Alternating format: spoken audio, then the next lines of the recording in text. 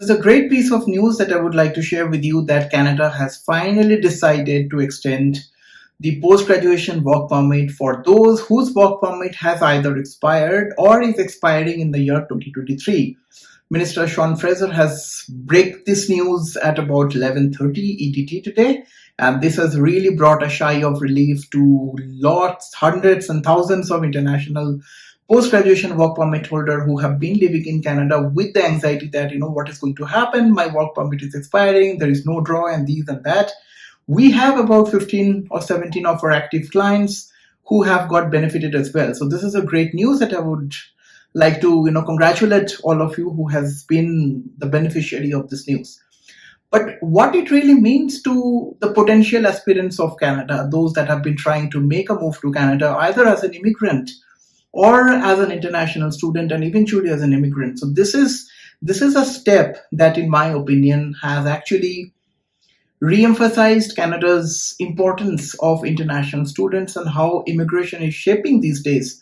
And this is important for you to keep in mind. And all these points that I'm going to talk about will probably be important for you to keep in mind if you're to make a move to Canada either in the year 2023 and beyond. Firstly, students are the future of Canada, and students are the immigration fundamentals of Canada, if you will. So gone are the days where Canada was inviting candidates directly through express entry stream. I mean, express entry is still existing, but see the cutoffs. Those cutoffs are not going to come down quite drastically. So 490 could be 480, but will never ever be 420 or 430. Then what it means for those who have been there in that kind of a cutoff, right? 420, 410, 400 and all those kind of thing. Guys, it's the steady pathway.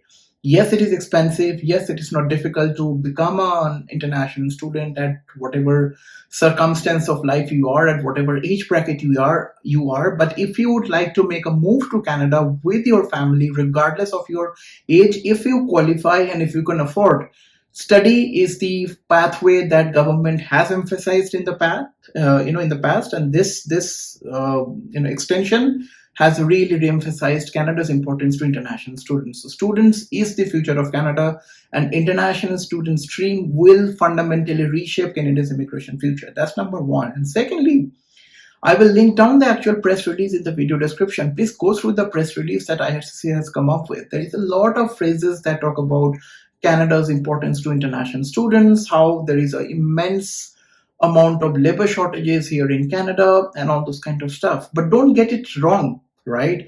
Canada is not taking these steps for the benefit of you. Canada is taking these steps for the benefit of itself.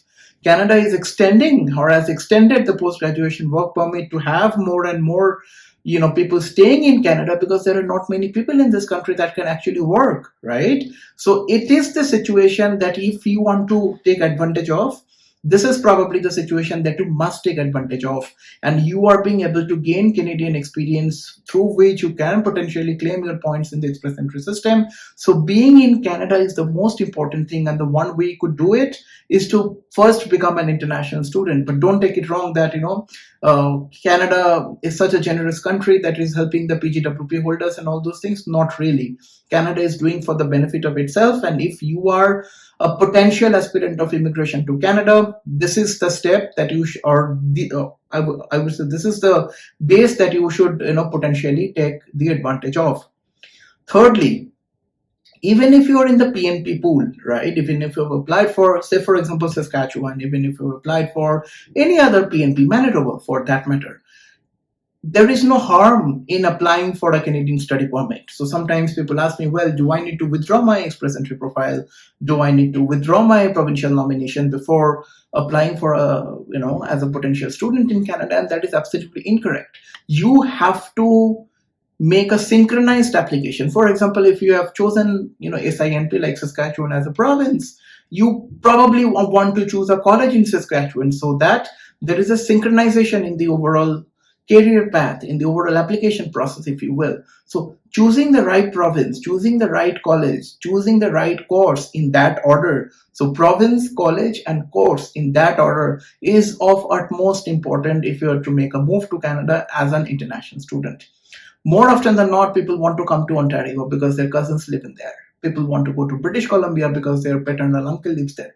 Forget about all your relatives and just think about you as far as your immigration is concerned. If you come to Ontario or if you go to British Columbia, sure, there are good colleges, sure, there are good options, but again, trust me, the congestion, the crowd is way overloaded in those two provinces. Go to the Atlantics and see how Atlantic immigration will keep you there as a permanent resident. I have clients who have been receiving their PRs through Atlantic immigration program like anything, but people are not really thinking about those, right?